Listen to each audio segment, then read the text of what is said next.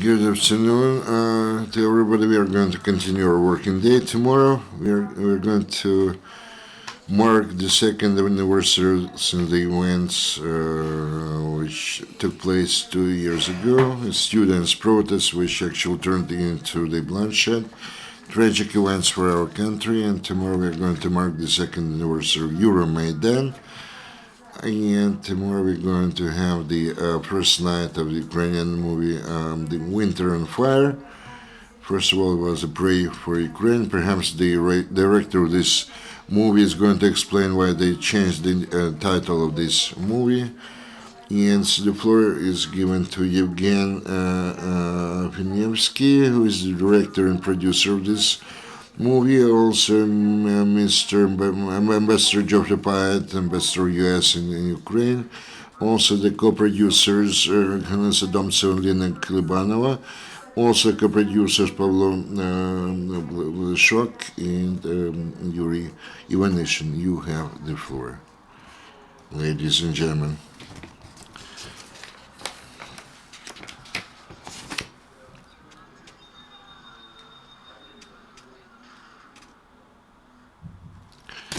I love you.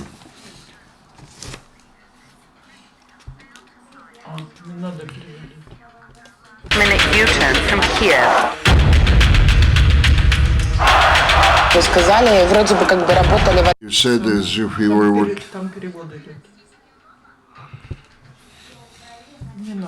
Собираться студенты,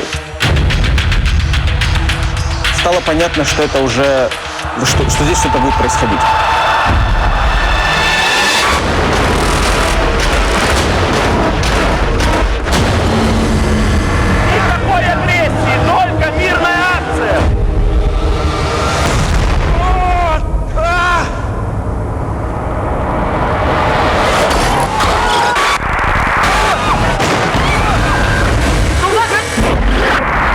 Хотели на корне сразу это все поломать, задавить, сразу, чтобы даже никому повадно не было. Но реакция оказалась обратная.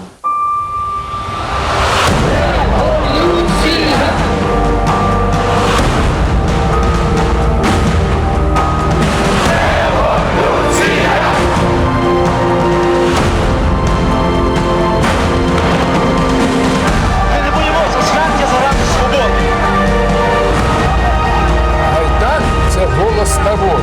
Голос народу – це голос Божий.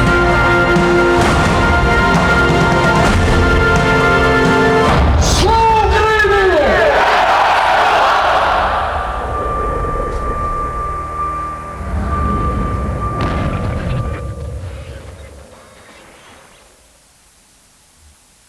I guess I will start up, Mike. Okay. I guess as of right now, 50 countries already saw the movie, and like if you will go and do hashtag Winter on Fire, you can see amazing reaction of the people, and it's amazing that with the help of Netflix in these days, who actually entering Ukraine next year, it's already over 69 million people across the globe been able to learn something from this movie, and okay, я перейду на русский язык. I'm going to switch to Russian.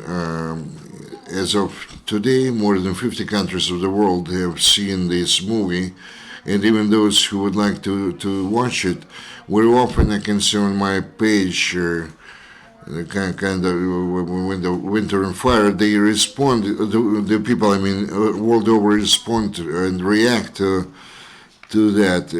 It's very interesting how they learn some lessons from this movie. This is a unique movie, and me as a foreign citizen who came here from the United States, and owing to this wonderful group of the boys, and maybe I'll switch over to another topic. Perhaps there was kind of something like Maidan. There was a very interesting combination or union of people of different ethnic origin, of different religion, and same happened here. The boys and girls who are standing here on this stage, on this podium around me, owing to them, owing to a lot of cameramen who were participating in that, and owing to all of them, we can manage to create this monument who brought to the conscience of all the people the world over, to many countries of the world, who can watch this movie now.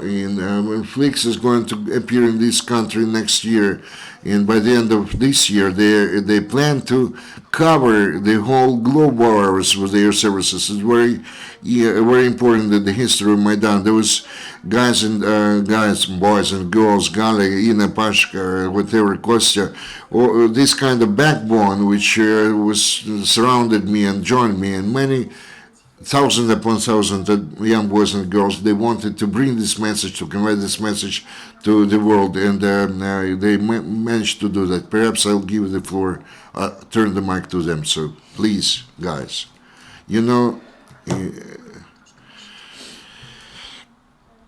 when we started this process of shooting this movie, we actually dreamed of the fact that we will succeed in our actions, so the world could have a chance to watch this movie, and all of us, the whole team of ours, all the guys who participated in making this movie, we really take a special pride in our success, because this is a history which is meant not only for our generation, the way how we try to fight for our freedom, for our new country. This history is known to the world over, which is great, and it's great that we managed to do that, and I'm proud for our Ukrainians to manage to do that. I'm not going to speak for a long time. I would like to say some technical peculiarities of this procedure, how we actually were making this movie. Of course, we were pressed in time, and it's clear that when we contacted those guys, we didn't have money, we didn't have the equipment. We had some kind of the footage which was provided by Ukrstream and other companies. We actually called up everybody, let's unite and do something together, and actually we wanted very much to convey this message to some external world. And when we had this concept, and when we decided we are going to have this kind of the whatever the footage of newsreel about what happened in Maidan, through the eyes of those people who were in Maidan, we understood that we are not going to talk about politics, because sorry, but only civilian persons actually flooded Maidan. It was the idea was that we are going to look at the events through the eyes of the civilians, and we did not want to entertain the journalist approach. We're talking about the civil peoples who, for some reason, came to Maidan, and maybe and I hope that we managed to express that and to translate it into our movie. About 1,500 hours we had to process, about 100 interviews which we took in the street. Not all of those interviews fit into our movie, but we managed somehow to film, the real true to life opinions of the people. But it was psychologically very difficult to do that. Members of our team were changing. We had several shifts involved when we actually gathered together the first draft of this movie. The most important that this is something real which we managed to preserve in our movie, and really we are happy that this is a very powerful message, and no foreign propaganda, including the Russian propaganda, they can say that it's what did not happen in real life. Before I give the floor to my other colleagues, I would like to say, because these stories, the stories behind the headlines, the stories of people, not of politicians. Myself as an American and Chasha as an American, we're representatives of the US. And first of all, I would like to give the floor to the ambassador of the United States in Ukraine. They are with us, they're supporting us, they are helping disseminate this film all over the world.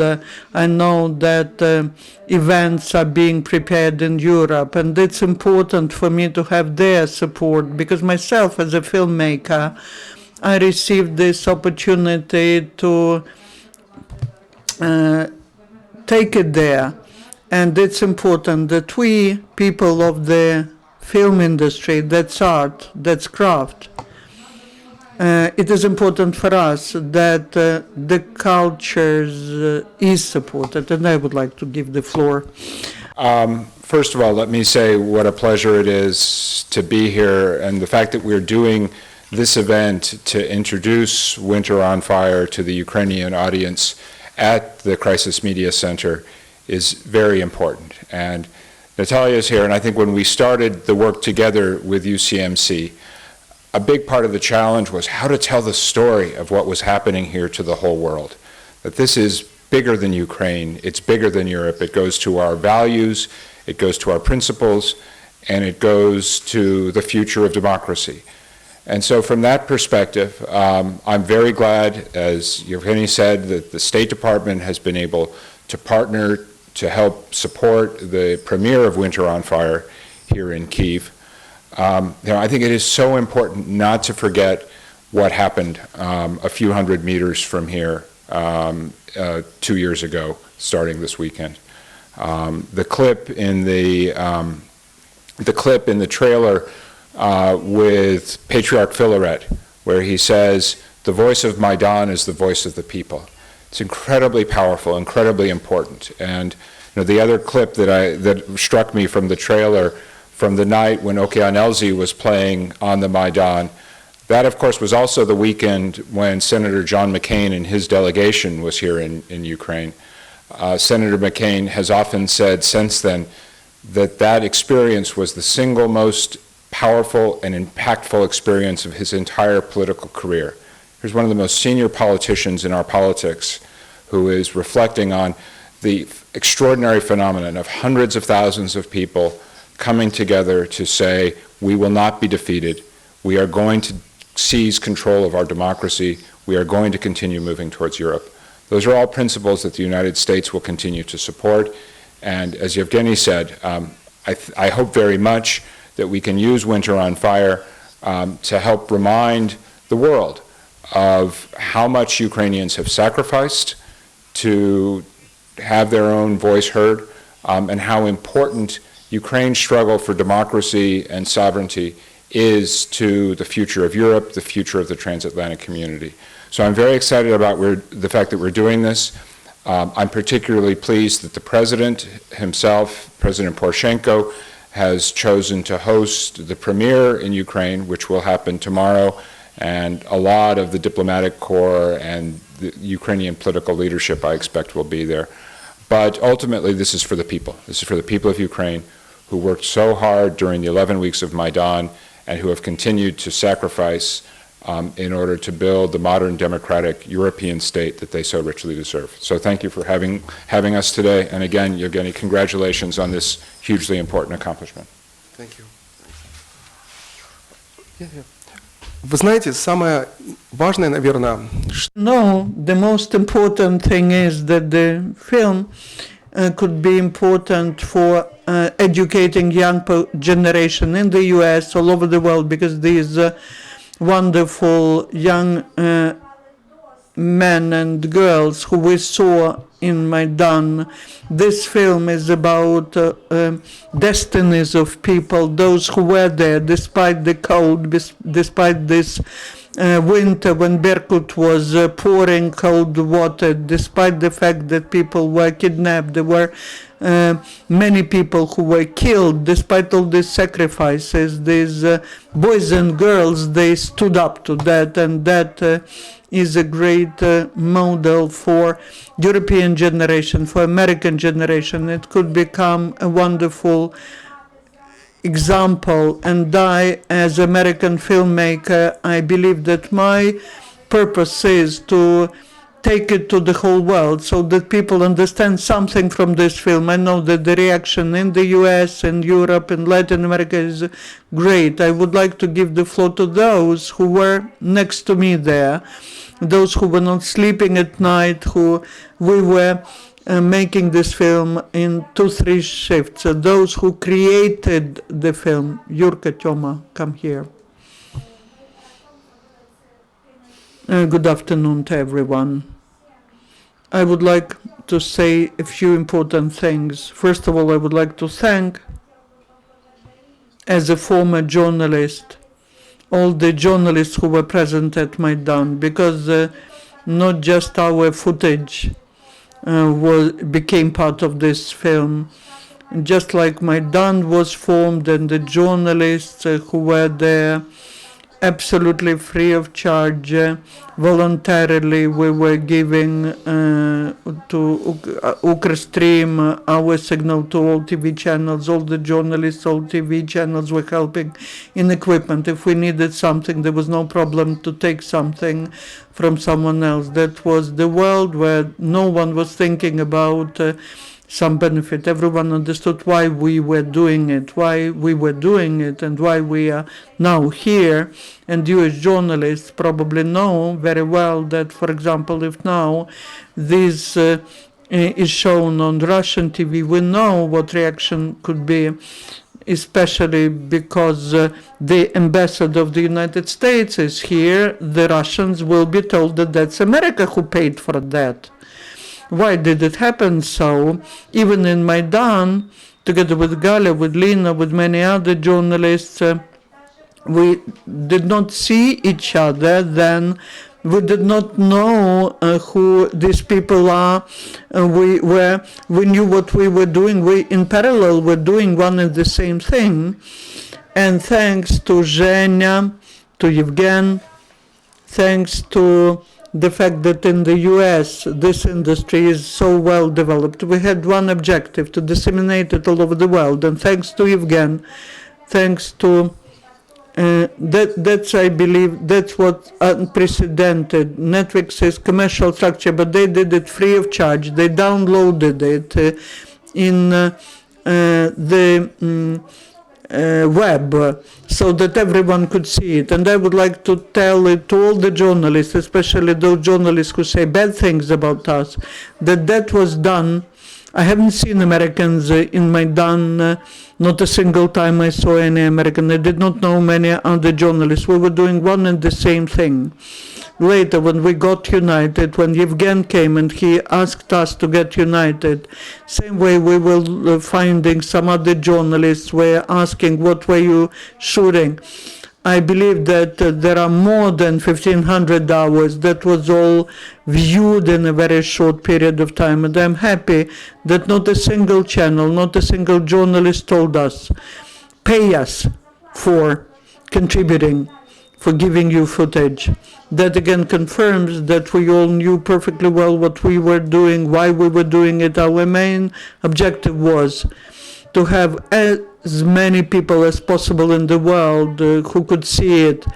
And when we started the second day, 23rd of November, when we created a small studio in Maidan. We started interviewing students.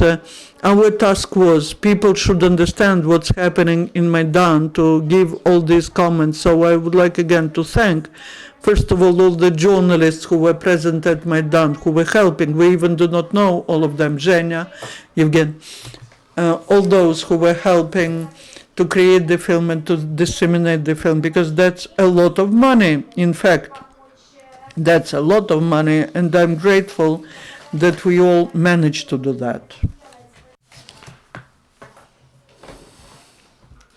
Good afternoon. Once again, I would like to thank everybody who actually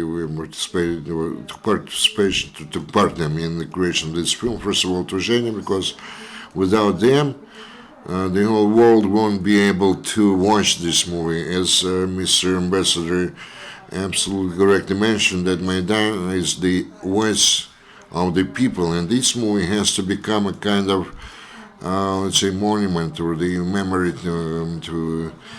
for the whole people to remember that people actually is something. The people actually determine the way the citizens of the country choose for them, and the people who were associated with the Maidan.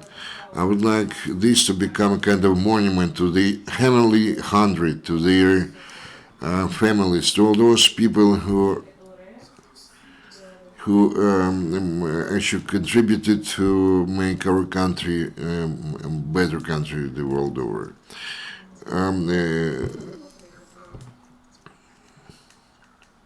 Well, sorry, emotions overwhelm me. You know, when I watched this movie, actually, I still crying because the whole editing process took 5 months. I'm going to give the floor to Ashley, who actually was a composer who wrote the music, and maybe it would be interesting to you to listen to the American. And he saw the third version, and the first title was temporary title of this movie was Pray for Ukraine. And then we changed the name of this movie to The Winter on Fire. And when well, you know, both of us, we still, it's very hard to watch this movie even now because we have to live through all those days again and again. And I would like to give the floor to Joshua, who also actually lived through those days and who emotionally, who watched all those frames, which are parts of the movie, and who actually I understood a lot from that movie. Actually, there was a kind of reassessment of all the different values. I was born in Israel. I've been living in the United States for a long time now, and I was actually shot a lot of movies. And each movie for me is kind of piece of my memory.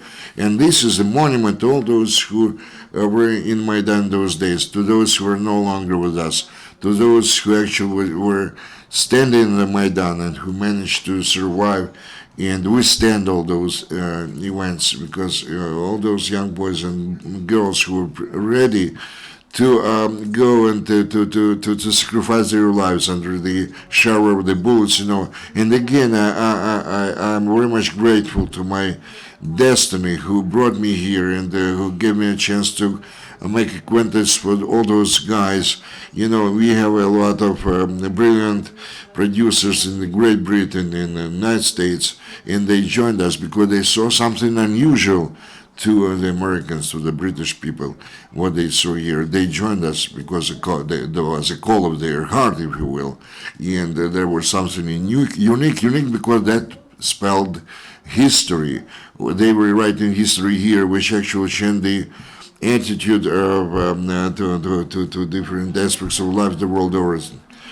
Being a part of this, it was extremely eye-opening, very moving to be a part of, and I realized early on how many people around me were unaware this was going on, like myself. So to be part of something like this and have it being able to reach as many people as it is now, and as a film composer to write music for something that's so powerful as this. I mean, the images on the screen are, it's unreal. It was shocking the first time I saw it, and you know, you think it's a movie, and you know, I can't even imagine living through this. And so I'm just really proud and so fortunate that Yevgeny brought me on to not only open my eyes to this and be a part of getting this out to the world, but you know, just allowing me to, it's a beautiful thing to be a part of. So thanks. You know what?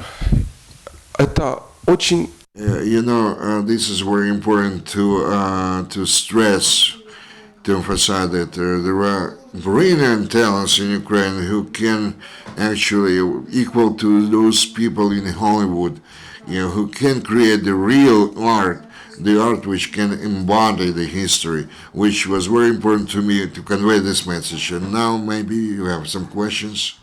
Thank you very much. Esteemed colleagues, your questions, and please introduce yourselves.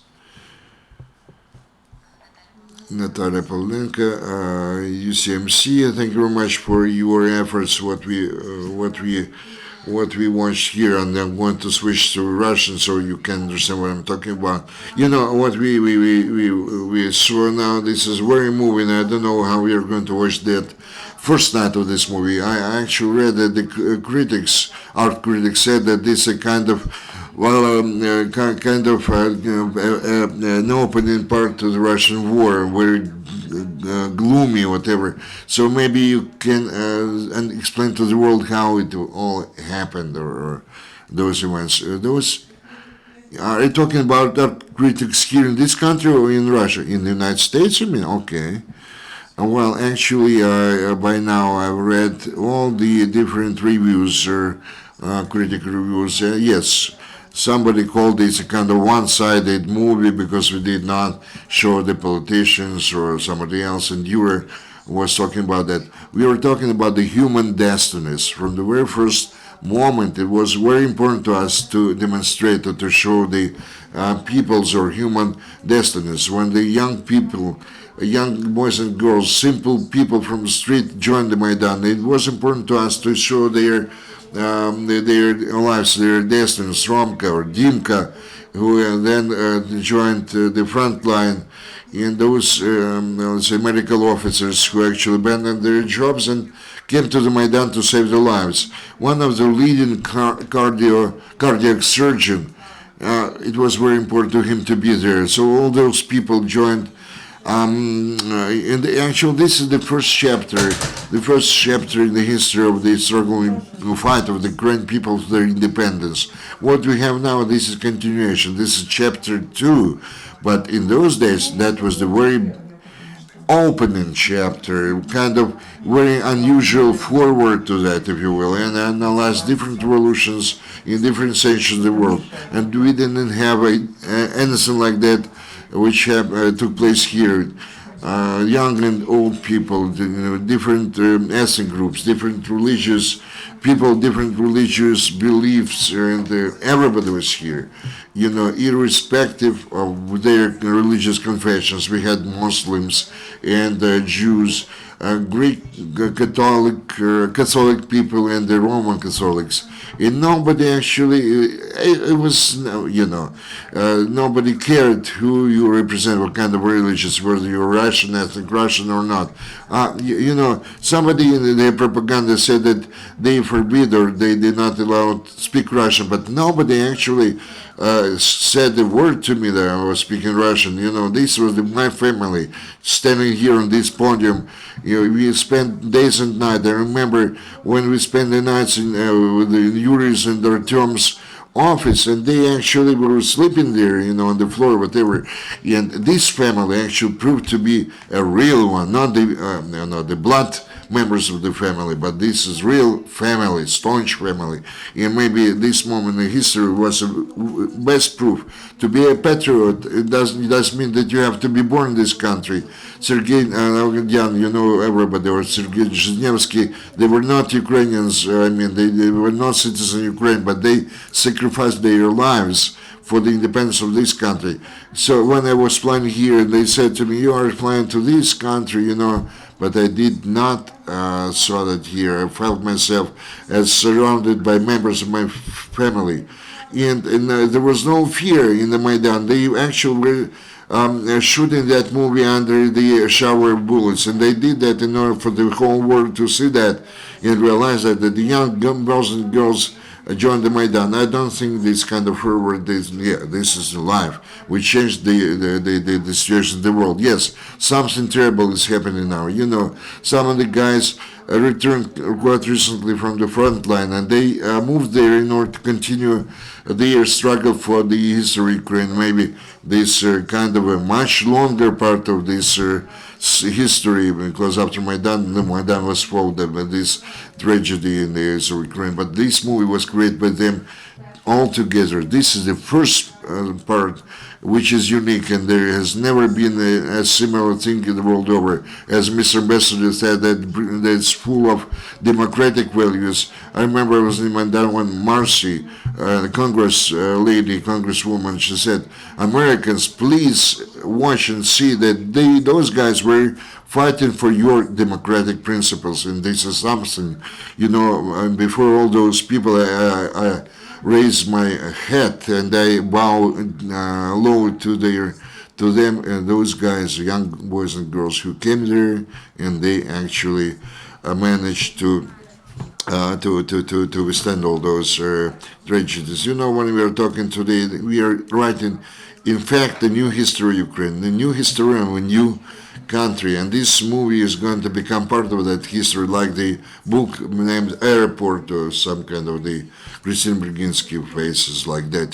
This is something which forms the reality which those young boys and girls are going to take special pride from in several years from now. Yes, we were thinking about that, how continue this topic maybe in some kind of artistic aspect if we are going to shoot a movie about the events which took place later. Maybe we could even make the feature film. There are some ideas what would be the core of the would be movie maybe we'll make someday, but people have to see how those transformations take place inside ourselves. Those people who went through Maidan, I believe that everybody will agree with me that we've changed. And how it happens, it could be shown in the commentary or in the feature film, and where we are moving towards what. A new generation, new people in Ukraine, this kind of feeling of dignity which we bear inside our hearts and minds, this has to be continued in different forms, and we are going to continue that and make it happen using different methods. UCMC, Sergei Malerchuk.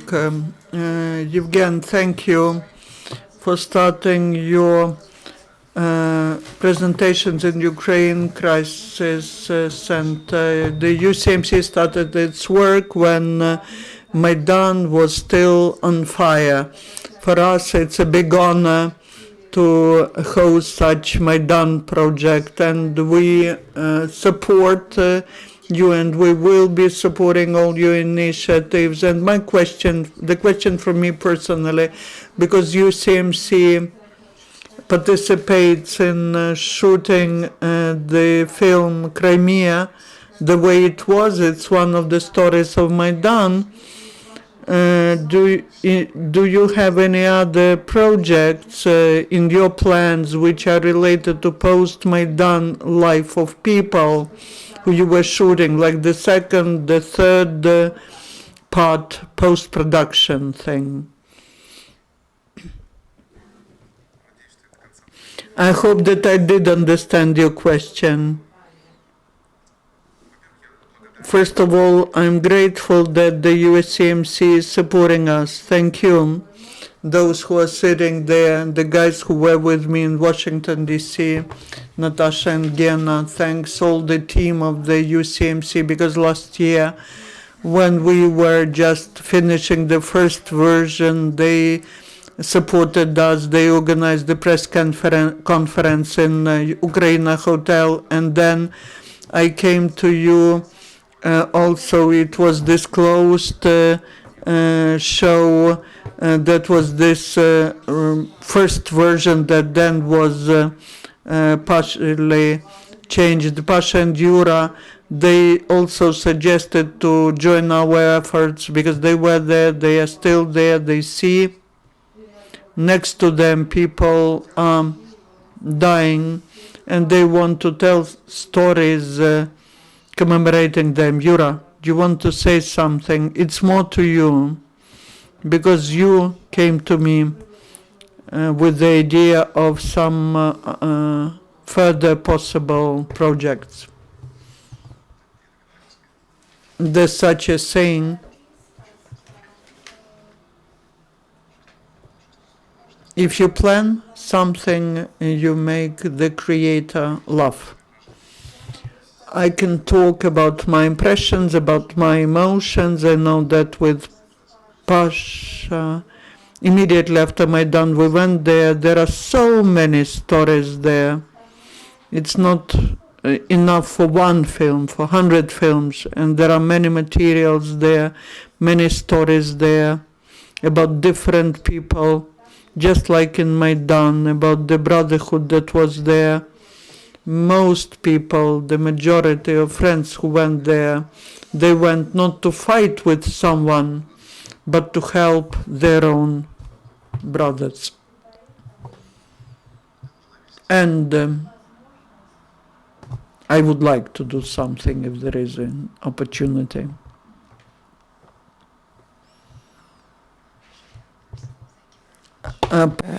your art and your work. I think when the first time we had a chance to see the movie, the film in Ukraine Crisis Media Center was the time when maybe some of us and some of the team and some of our friends were, already sort of year into the battle, and maybe some people felt a little bit tired or a little bit overwhelmed.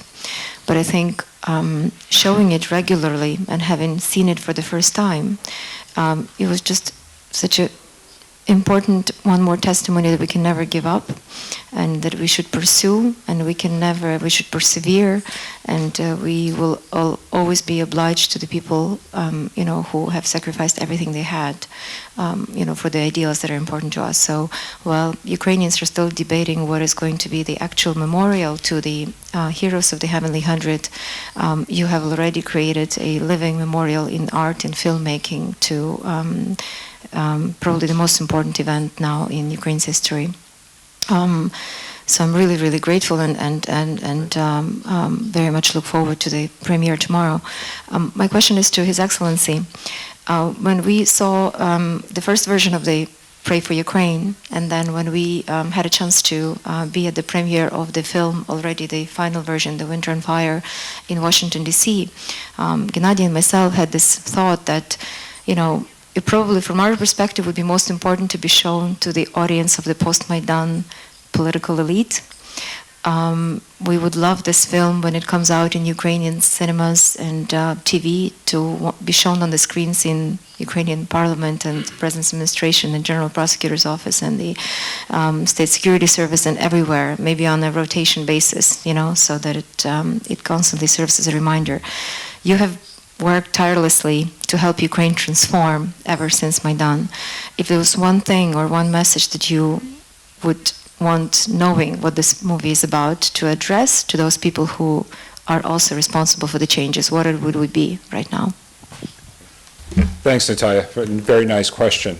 Let me say two things. First of all, it's terrific in terms of telling Ukraine's story to the world that Yevgeny has been able to work with Netflix, which is becoming one of the premier platforms for distributing documentary filmmaking in the United States. And as we come into the award season, there will continue to be lots of attention to this film and to this story around the world, and that's critically important. But as you say, there's also an important audience here in Ukraine, and in the spirit of Hollywood, let me give you a Hollywood film reference point for this, and it's one I've shared with some of my Ukrainian government colleagues. One of the great American films with Tom Hanks is Saving Private Ryan, which some of you will remember is the story of a U.S. Army unit sent to rescue the sole surviving son of a family deep behind German lines during the Second World War. And in the last scene of that movie, there's a scene where one of the characters who has been part of this rescue team is dying because he's been shot. And he says to the Private Ryan character, "Make it worthwhile. Make your life worthwhile." And I think that's the message of this film to Ukraine's political leaders. Much, too much has been sacrificed on the Maidan through 20 months of bitter warfare with a relentless Russian aggressor to allow the system to default back to the past. Ukrainians have made extraordinary sacrifices to build the European future that they deserve. And that's what my government is seeking to support, and that's what I hope Ukraine's political leaders will remember. So that's my answer, with a Hollywood spin. Thank you. Thank you. Женя, я до тебе, мабуть, хотіла ще поставити одне запитання. I would like to ask one question I cannot but ask. Have you invited for tomorrow's first show the representatives of the General Prosecutor Office, of the Security Service and other law enforcement representatives so that they see this film? Shocking. Я персонально хотел очень... I wanted to invite Mr. Shokin and many leaders of Ukraine because I believe they have to be reminded, like Natalia said, it is important to remind them that the people went there and the people proved that they are the force, the power, and the government are just the representatives of people, and that people elect them, and they have to serve people, but not to abuse. I'm thinking English, sorry. They don't have to abuse power. They have to serve people. And what Ambassador Pyatt said, what Natalia said, that is the main thing which is important. I wanted to invite them, but I know that tomorrow there will be families of the Heavenly Hundred there, and I believe that the President wants to show it for them more.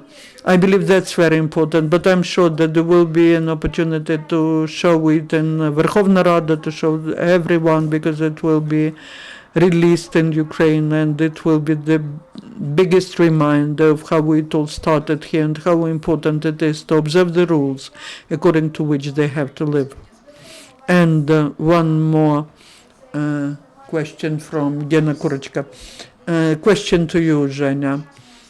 Our UCMC, we have this campaign since of Born to be Free, and I hope that he sees and he monitors what's happening with us, and he will be happy that you are so successful. And what would you like to tell him? I hope that there will be a moment when he's free and he will be able to come with the briefing here. Probably the biggest happiness for me as the filmmaker that is that the America where I live, the American government, the American system, they allowed this freedom of speech. He unfortunately failed to embody this freedom of speech as a filmmaker, as an artist, because his attempt of the freedom of speech when he was in Crimea failed because of Russia that kidnapped him. And I'm supporting him because we are both from the film industry. We are such people in heart and in soul, and everyone wants to talk aloud about what we see, to tell it to people, to our potential audience. I'm supporting him because we as filmmakers, we should have this right to speak aloud and to tell that to people. It hurts to see what happened there, how distorted that law was and how it was all turned upside down. But I believe that we all are to be given the right to speak and to create this freedom of speech that the America gave me, that boys and girls who were next to me, we all embodied it. We had that right. And I'm so sorry that Oleg failed to do that. And I hope that soon he will have this chance to create, to have this right, to have the freedom of speech. That's one of the principles of the state where I live, freedom of speech. States. And the United States guarantees me this, allows me to do that. And it's allowed not only for myself, это не было дано только мне, это дано было вот. That was given not just to me, but to girls and boys who worked on this project, and I hope that he will soon get this chance to have the freedom of speech, what he wants to explain to people. Thank you. I will not say anything. I just want to thank each one of you.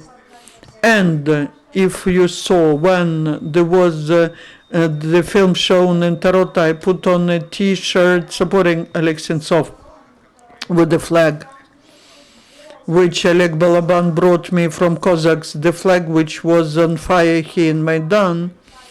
We were in a lobby in the cinema in Canada, and I know that then Toronto Festival tweeted it all over the world. It was I was happy that the voice of us filmmakers was heard, and Toronto Film Festival supported it.